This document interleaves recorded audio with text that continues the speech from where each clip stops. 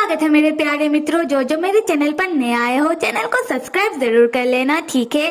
तो फिर कहानी को आगे बढ़ाते हुए बॉस चोई के नजदीक आकर कहता है, चोई क्या तुम्हें लैन की पैरों का आवाज सुनाई दे रहा है? लैन ने तो सच में इस प्लेस को ढूंढ लिया। मुझे पता है कि तुम्हें मेरी बातों का विश्वास नहीं होगा, पर क्या तुमने सोचा है कि हम जिस मेंशन में है ये मेंशन 3 फ्लोर का है और हर एक फ्लोर में बहुत सारे कमरे हैं और लैन ने कुछ ही कमरों में ढूंढने के बाद उसे पता लग गया कि हम कौन से कमरे में हैं, बल्कि हम जिस कमरे में है ये तो एक हिडन कमरा है। यहाँ चोई बॉस की बातों का कोई जवाब नहीं देता और दूसरी तरफ लैन कमरे के बाहर आकर खड़ा हो जाता है और अपने मन में कहता है, यही है वो कमरा।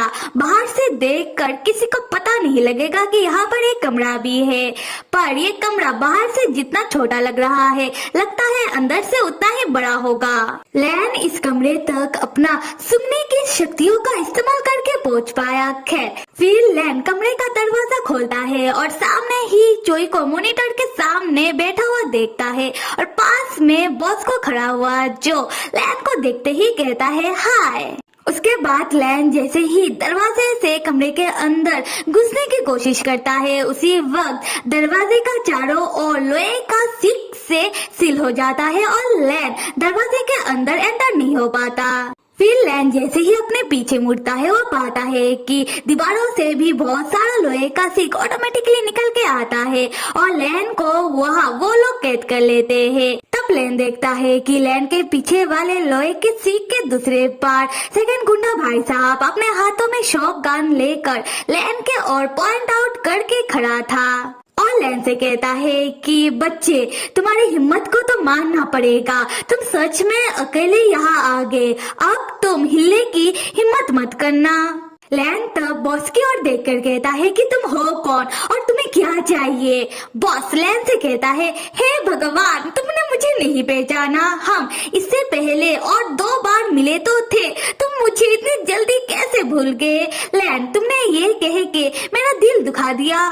चोई तब लैन को देखकर दौड़कर लोहे के सिक के सामने आता है और लैन से कहता है, लैन तुम मुझे माफ कर दो। लैन बॉस से कहता है, तुम जो भी हो तुम चोई को छोड़ दो। बॉस कहता है, हाँ मैं चोई को कौन सा अपने पास रखने वाला हूँ, मैं उसे छोड़ दूंगा।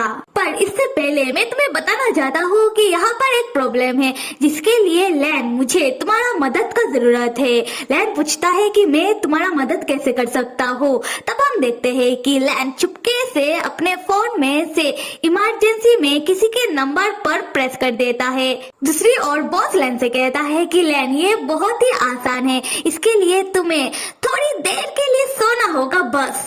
तब हम चोई को देखते हैं जो गुस्से में बॉस का हाथ जोर से पकड़ के कहता है कि तुमने तो मुझसे वादा किया था कि तुम लैन को कोई नुकसान नहीं पहुंचाओगे, तो तुम अभी ये सब क्या कर रहे हो? बॉस कहता है, क्या मैंने तुमसे ऐसा कोई वादा भी किया था?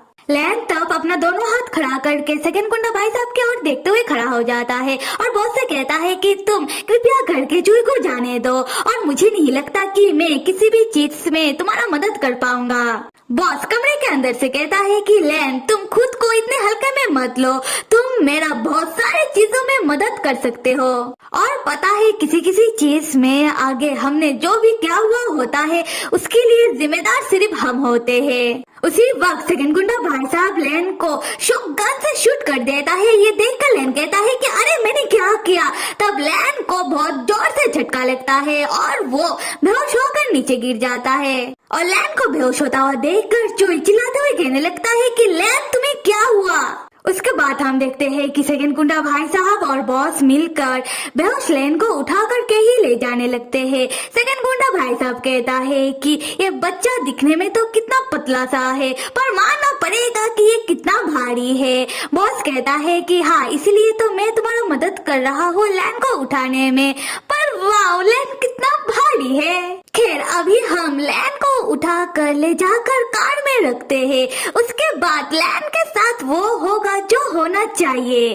तब हम चोई को देखते हैं जो ये सारी चीजें देखकर बहुत ही चौंका हुआ है और एक जगह जमा होकर खड़ा हो जाता है। बॉस तब चोई की ओर देखकर कहता है, चोई तुम अभी भी यहाँ क्यों खड़े हो? अभी तुम जा सकते हो जहाँ भी तुम जाना चाहो। जोई, तुम मुझे ऐसे क्यों देख रहे हो? सुनो, मैंने तुम्हारा मदद किया है ना, तुम्हारे परिवार वालों से तुम्हें भागने में, और अभी जो भी हुआ वो तुम्हारे कारण ही तो हो पाया। तुम्हारे कारण ही तो मैं लैन को पकड़ पाया।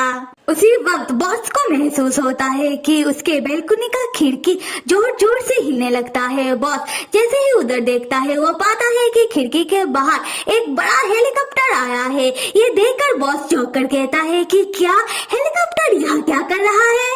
हेलीकॉप्टर में कौन है बे? तब हम एन को देखते हैं जो हेलीकॉप्टर में से स्टाइल से अपने बंदूक के साथ बाहर निकलता है और बालकनी की खिड़कियों को शूट कर करके तोड़ देता है। और यहाँ से कहानी फ्लैशबैक में जाती है जहाँ हम देखते हैं जब लैन अपने घर से जोई को बचाने के लिए चुपके बाहर निकलता है और अपने पॉकेट से एड्रेस को बाहर निकाल के देखने लगता है। तब लैन कुछ सोचने के बाद दोबारा अपने घर के अंदर चला जाता है और सोए हुए एन को जगाने लगता है कि एन जल्दी से उठो। एन तब चौंक कर उठता है और नींद में लैन से पूछने लगता है कि लैन क्या हुआ, तुम इतना चिल्ला क्यों रहे हो? लैन तब अपने पास से उस एड्रेस को निकाल के एन को देते हुए कहता है कि एन तुम इस एड्रेस को तो देखो जरा। एन अब तुम मेरी बात को ध्यान से सुनो, मुझे जोई को बचाने जाना है और मैं वहाँ अकेले जाने की नहीं सोच रहा। एन मुझे तुम्हारे साथ का जरूरत है। उसके बाद एन और लैन बैठ जाते हैं एक रणनीति बनाने के लिए कि कैसे जोई को बचाया जाए। लैन तब एन से कहता है कि एन क्या तुम सच में उससे वो लोगे?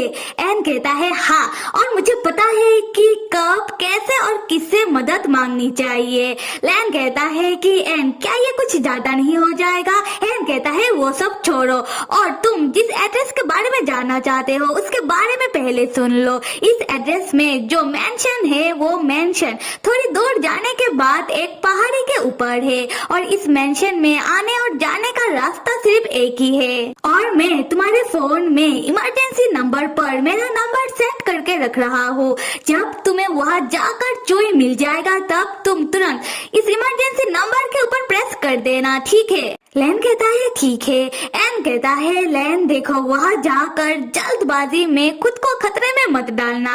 उसके बाद लैन एन से पूछता है कि एन पहले तो तुम मेरे साथ लड़ाई कर रहे थे कि तुम मुझे जोई को बचाने के लिए सेकंड गुंडा भाई साहब ने मुझे जहाँ बुलाया वहाँ नहीं जाने दोगे, तो तुम अब कैसे मान गए? एन कहता है हाँ, मैं तुम्हें वहाँ अकेले जाने नहीं देना चाहता, पर अभी जो तुमने मुझसे खुद ही कहा है कि तुम वहाँ अकेले नहीं जाना चाहते हो और तुमने खुद ही मुझसे मदद मांगा तो मैं तुम्हें कैसे मना कर दूं? लैन कहता है हाँ, तुमने सही कहा और ऐसे भी मुझे पता है कि वहाँ अकेले जाकर मैं शायद सब कुछ हैंडल ना कर पाऊँ और अगर मेरे एक गलती के कारण वहाँ कुछ ऐसा वैसा हो जाए तो मैं कभी खुद को माफ नहीं कर पाऊंगा।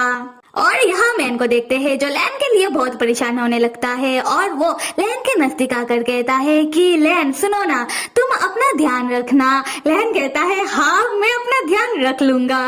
आते हैं प्रेजेंट में जहाँ एन के कारण बेलकुनी का कांच टूट कर गिरने लगता है जिससे चौंक कर सेकंड गुंडा भाई साहब और बॉस लैन को छोड़ देते हैं और बेहोश लैन जमीन में गिर जाता है। उसके बाद बॉस जाने लगता है सेकंड गुंडा भाई साहब से ये कहते हुए कि सुनो, तुम लैन को उठाकर नीचे लेकर आओ और मैं पहले जाकर हमारे लिए कार निकालता हूँ। तब सेकंड गुंडा भाई साहब बॉस के कहने पर दोबारा लैन को उठाने लगता है।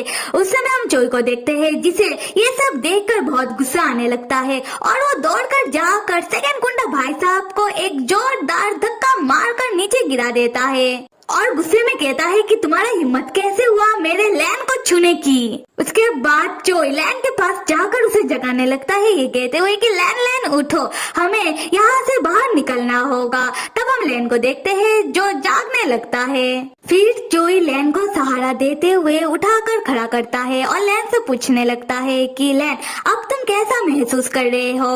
लैन कहता है कि लैन अभी ठीक है, बस लैन का लेफ्ट साइड सुन हो चुका है, इसी कारण लैन ठीक से चल नहीं पा रहा। और आते हैं एन की और हम हेलीकॉप्टर के अंदर एन के साथ चश्मों को देखते हैं जो ये सब देखकर बहुत ही एक्साइटेड है और एन से कह रहा था कि वाओ क्लास प्रेसिडेंट एन, आपके पास बंदूक भी है और आप बंदूक चलाना भी जानते हो। एन कहता है चश्मो बस करो और अभी मैं नीचे जा रहा हूँ और जैसे ही मैं नीचे जाऊंगा तुम अपना काम करते रहना।